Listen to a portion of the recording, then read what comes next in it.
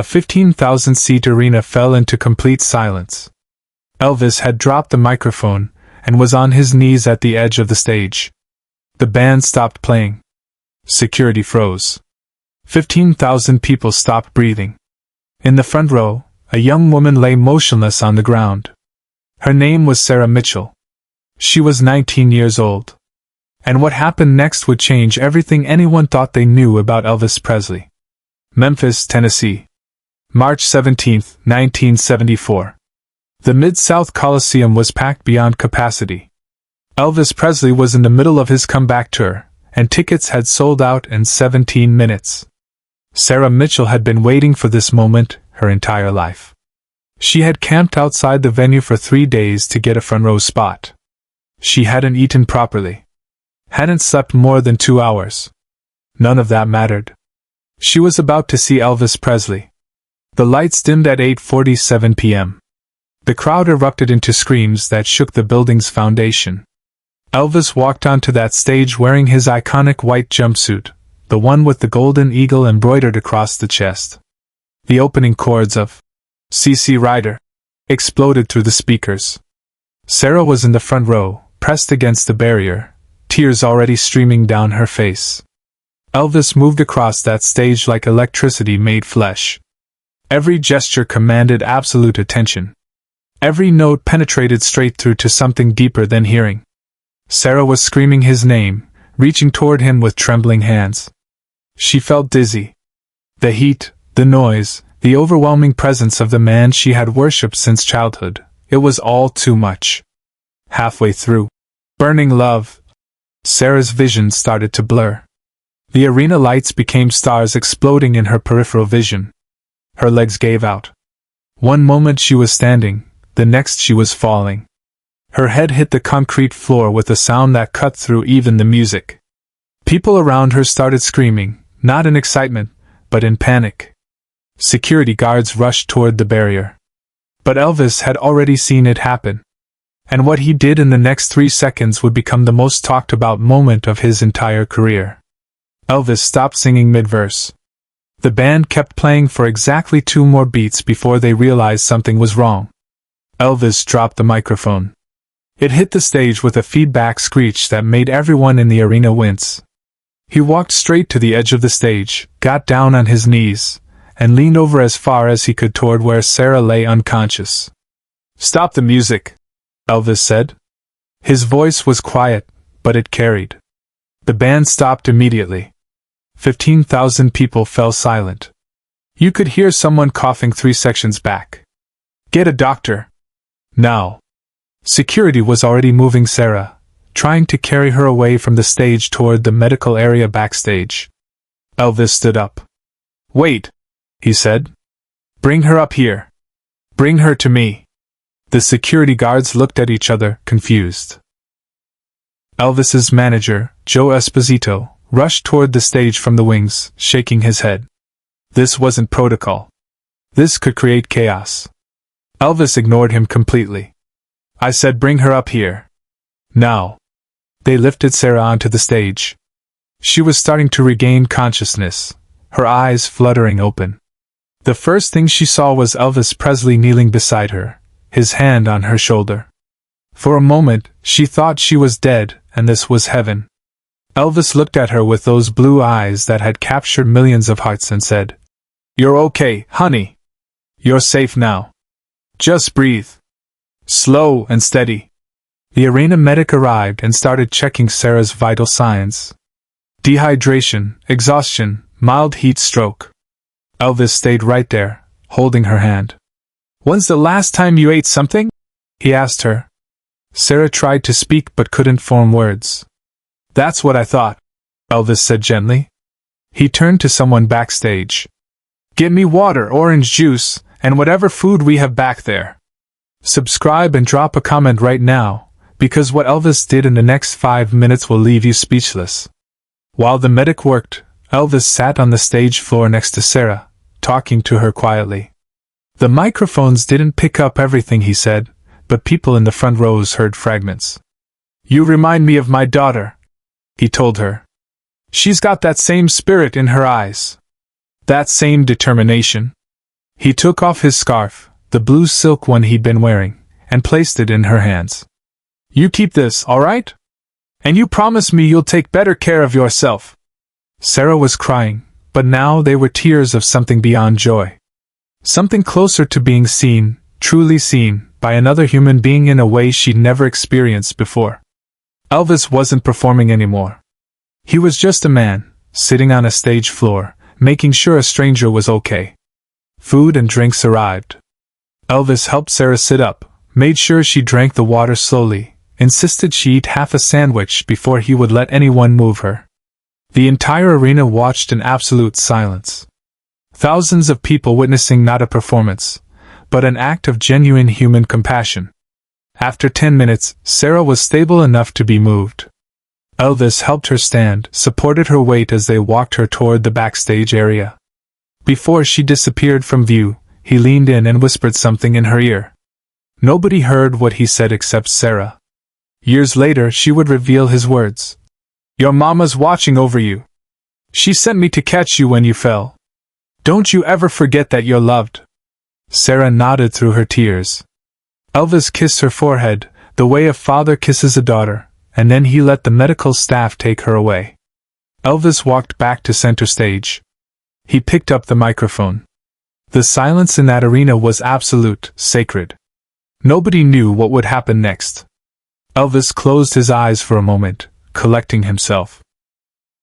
When he opened them, there were tears on his cheeks. "You remind me of my daughter," he told her. "She's got that same spirit in her eyes. That same determination." He took off his scarf, the blue silk one he'd been wearing, and placed it in her hands. "You keep this, all right? And you promise me you'll take better care of yourself." Sarah was crying, but now they were tears of something beyond joy. Something closer to being seen, truly seen, by another human being in a way she'd never experienced before. Elvis wasn't performing anymore. He was just a man, sitting on a stage floor, making sure a stranger was okay. Food and drinks arrived. Elvis helped Sarah sit up, made sure she drank the water slowly, insisted she eat half a sandwich before he would let anyone move her. The entire arena watched in absolute silence.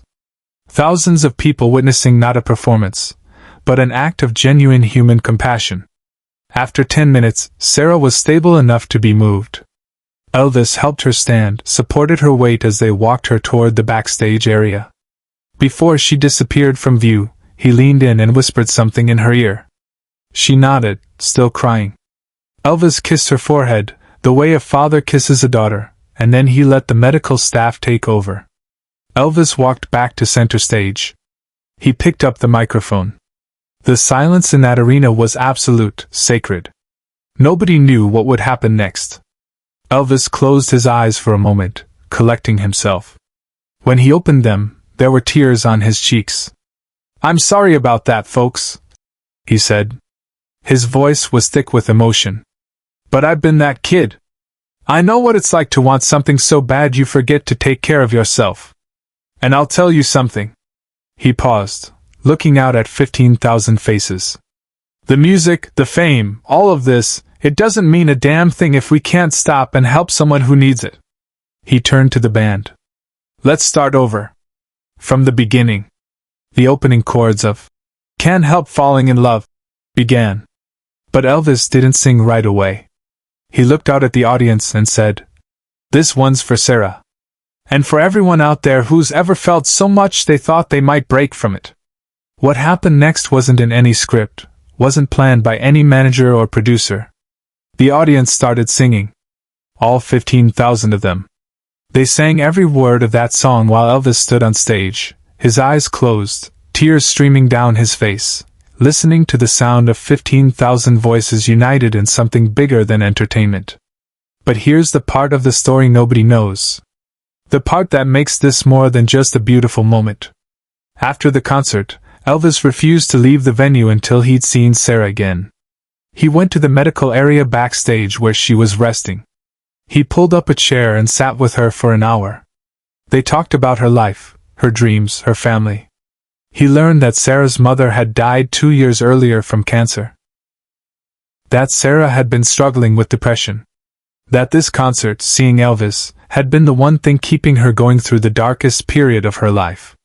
Elvis did something nobody expected. He gave Sarah his phone number. His actual personal number, not some fan club contact. "You call me if you need to talk," he said. "I'm serious. If you're having a hard time, if you need someone who understands, you call me." Sarah thought he was just being kind, that he didn't really mean it. 3 weeks later, she was having a particularly dark night. On impulse, she dialed the number. Elvis answered. They talked for 2 hours. This happened 6 more times over the next year. Elvis Presley, the biggest star in the world, taking phone calls from a teenage girl in Memphis who needed someone to remind her that life was worth living.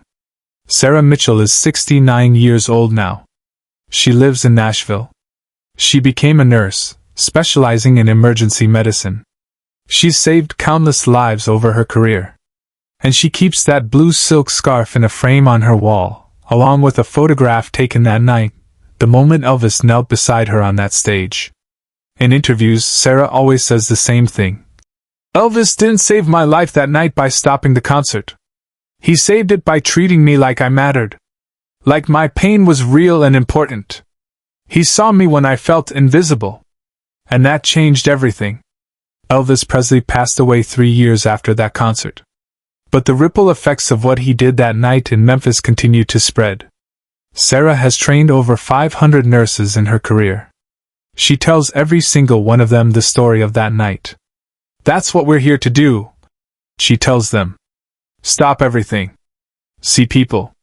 Make them know they matter. The scarf Elvis gave Sarah that night has been offered millions of dollars by collectors. Sarah has never considered selling it. You can't put a price on being seen, she says. On being loved when you didn't know you deserved it. There's a lesson in this story that goes beyond Elvis Presley's generosity. It's about the choice we all have, every single day, to stop our own performance and pay attention to someone who's falling. To drop the microphone, get on our knees and say, "You matter. I see you." Elvis made that choice in front of 15,000 people. But the real impact happened in the quiet moments after, in the hour of conversation, in the phone calls over the following year, in the simple act of following through on a promise to care. Share this story. Subscribe to this channel. Because stories like this deserve to be remembered, to be told, to remind us what real humanity looks like.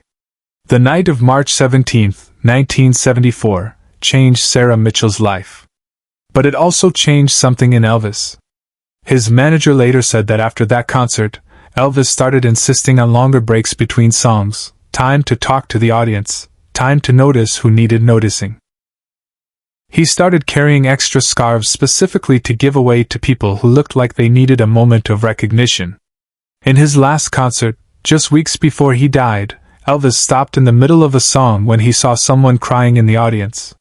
He walked over, knelt down, and talked to them quietly for several minutes. The audience waited in respectful silence.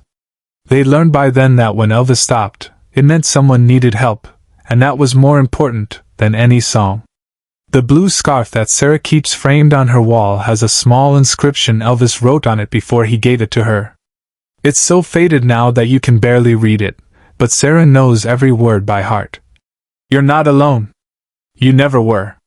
Love VP. 3 words that sum up everything Elvis Presley understood about being human in a world that often feels unbearably lonely. You're not alone. In the end, that's all any of us really need to hear. That's all any of us can really give each other. The gift of being seen, of mattering, of not having to face the darkness alone. Elvis Presley, the king of rock and roll, will be remembered for many things. The music, the movies, the cultural revolution he sparked. But perhaps the most important thing he did was show us that real power isn't about how loud you can sing or how bright you can shine. Real power is knowing when to stop shining, get down on your knees, and help someone else stand up. That's the legacy. That's what deserves to be remembered. Not just the king on the throne, but the man on his knees, holding the hand of a stranger who needed to know she mattered. Share this video if you believe kindness matters more than fame. Subscribe if you want more stories that remind us what being human really means. Drop a comment with your thoughts. This is the kind of story that needs to keep spreading. Because somewhere, right now, someone is falling. And they need to know that someone will stop everything to help them back up. They need to know they're not alone. Just like Sarah needed to know. Just like Elvis understood.